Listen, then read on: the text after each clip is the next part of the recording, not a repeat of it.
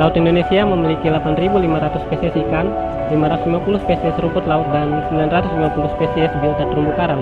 Dengan begitu, Indonesia menjadi negara dengan keanekaragaman hayati laut terbesar di dunia. Menurut Food and Agricultural Organization, potensi lestari sumber daya perikanan tangkap laut Indonesia mencapai sekitar 6,10 juta ton per tahun, dengan tingkat pemanfaatan mencapai 5,71 ton per tahun. Sedangkan produksi ikan tangkap Indonesia menempati urutan ketiga di dunia setelah Cina dan India. Lalu, bagaimana dengan jumlah wirausaha di Indonesia? Berdasarkan data BPS, jumlah wirausaha di Indonesia mencapai 3,10% dari 225 juta penduduk, atau hanya sekitar 8 juta orang dari total keseluruhan penduduk Indonesia. Dibandingkan dengan negara tetangga, jumlah pengusaha di Indonesia jauh lebih sedikit. Misalnya, jumlah pengusaha di Singapura berkisar 7%, Thailand 5%, dan di Malaysia jumlahnya sebesar 6% dari total jumlah penduduknya. Dengan potensi sumber daya alam yang besar dan melimpah yang dimiliki Indonesia, namun masih sedikit yang dikelola disebabkan masih sedikitnya jumlah pengusaha yang ada. Jadi, apa yang menjadi kendala dalam memulai untuk membuat suatu usaha? Setelah kita mencari, ada 3 masalah utama yang dihadapi ketika memulai usaha. Yang pertama, bingung mau usaha apa. Kedua, takut akan usahanya yang mengalami kegagalan dan modal dalam memulai usaha itu. Perkenalkan, ini adalah Muhammad Najik dan Aang Permana. Beliau, Muhammad Najik, adalah CEO dari PT Kelola Mina Laut yang menghasilkan berbagai macam produk laut dan olahan seperti ikan beku, frozen fish, untuk diekspor ke luar negeri. Muhammad Najik mengawali usaha dengan komoditi ikan teri. Mengapa ikan teri yang dipilih menjadi seafood pertama untuk melakukan ekspor? Kenapa tidak dengan udang, tuna, ataupun lobster? Saya dalam pengembangan bisnis, saya selalu mencari diferensiasi, keunikan. Kalau saya jual yang lain, nggak ada keunikan. Dan orang Jepang itu kan makanan tradisional kan dengan ikan teri.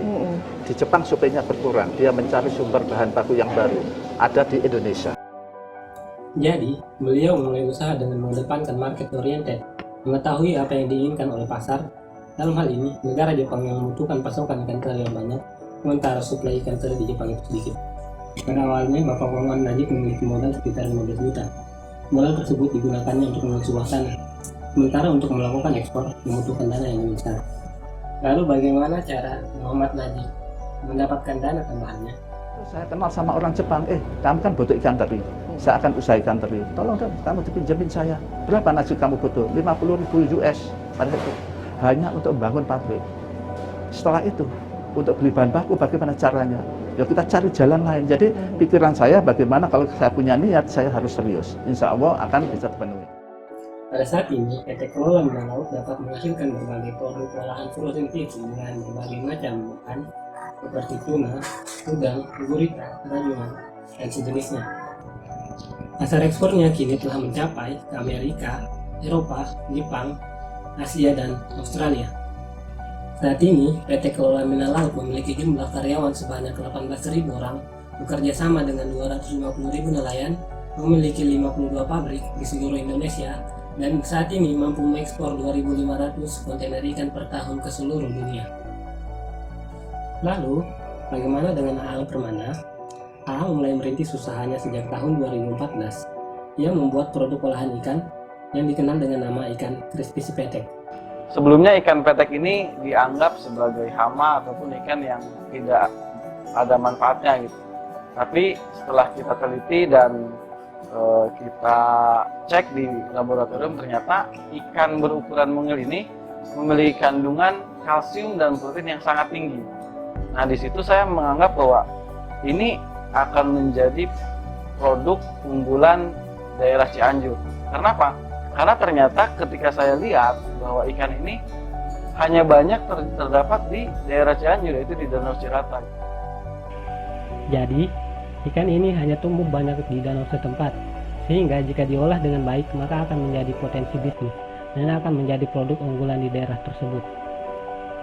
Saya lulusan sarjana perikanan di Institut Pertanian Bogor yang sama sekali tidak belajar mengenai bisnis.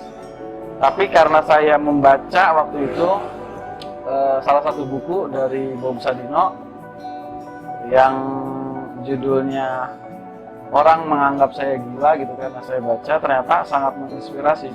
untuk memulai bisnis ternyata tidak diperlukan keilmuan yang banyak gitu. Yang penting adalah kita mau melakukan, kita mau mulai bergerak. Jadi dari situ saya mulai coba-coba memanfaatkan ikan petek ini.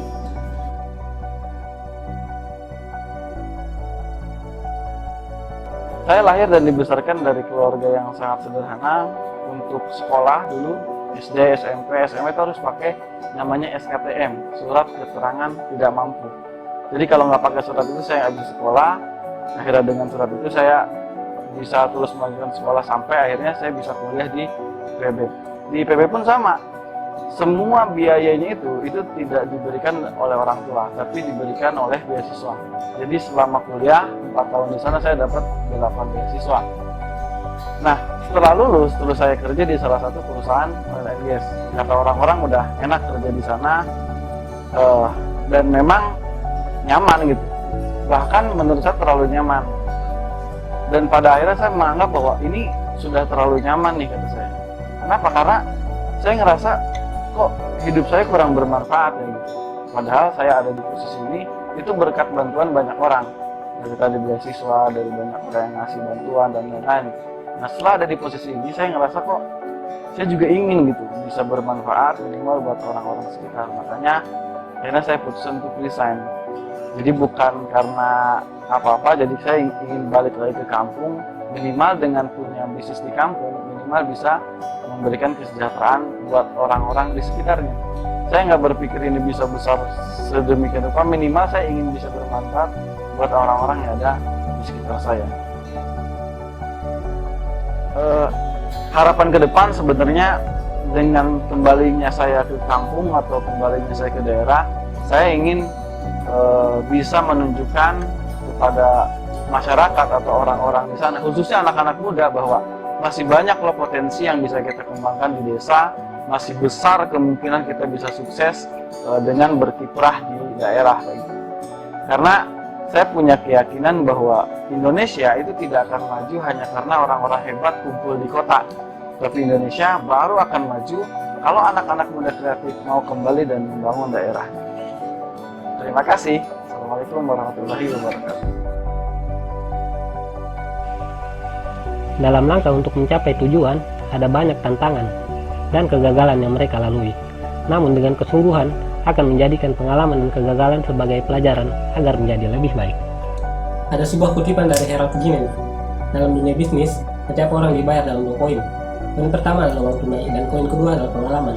Ambillah pengalaman terlebih dahulu, uang tunai akan datang menyusul.